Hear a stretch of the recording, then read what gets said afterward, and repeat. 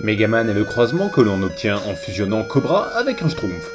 Si aujourd'hui le personnage n'est plus qu'un héros de 4ème zone, à l'époque des 8 bits, il était l'un des piliers de la NES, situé en très bonne place aux côtés des mascottes de Nintendo.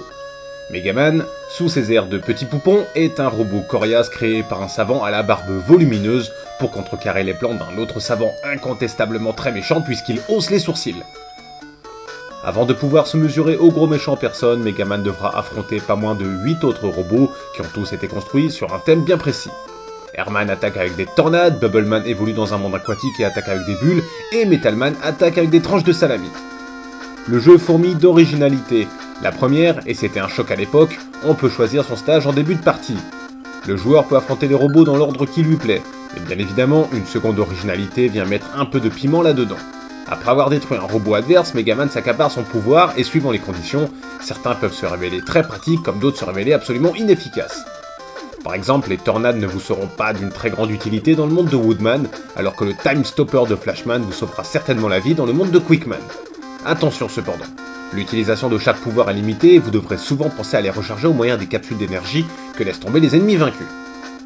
Le jeu ne possédait pas de sauvegarde mais un ingénieux système de mots de passe vous permettait de ne pas avoir à tout recommencer dès le début. Vu la difficulté, cette option était loin d'être superflue. Malgré un nombre énervant de clignotements, le jeu était très plaisant et tout gamer digne de ce nom se doit d'y avoir joué au moins une fois dans sa vie.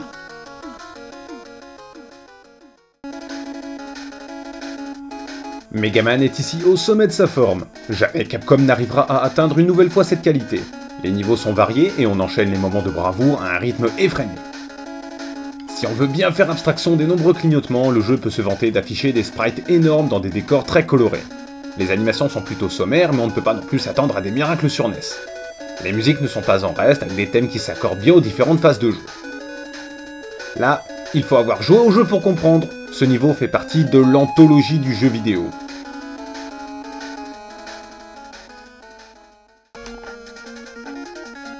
Ouais.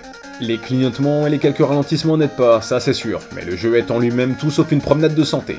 Les morts instantanées sont légion, et comme Megaman recule de quelques centimètres à chaque fois qu'il se fait toucher, il peut très facilement se vautrer dans le vide. Ça arrive fréquemment chez Bubbleman et Airman. Megaman souffre du syndrome Castlevania. Dans certaines situations, il faut un timing parfait et des réflexes hors du commun pour pouvoir survivre. La gestion des sauts n'est pas trop ce qu'on peut appeler une référence. À quelques exceptions près, les ennemis vaincus réapparaissent dès que vous revenez sur vos pas. Ceci, combiné au recul du héros qui se fait toucher, fait que vous allez forcément devoir vous énerver plusieurs fois contre les gros crapauds, les singes mécaniques ou les robots sauteurs. Dans un jeu déjà très difficile, on n'avait peut-être pas besoin de ça.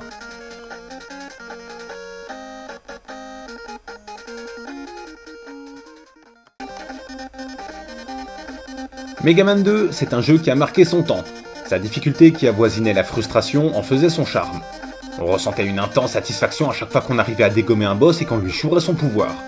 Et puis il y avait ces moments qui rendaient le jeu unique et indispensable, comme la course contre les lasers de Quickman ou encore le combat contre le dragon géant. Si seulement Capcom avait réussi à différencier la qualité et la quantité, Megaman serait aujourd'hui encore un héros digne de ce nom et pas seulement un habitué du banc des remplaçants.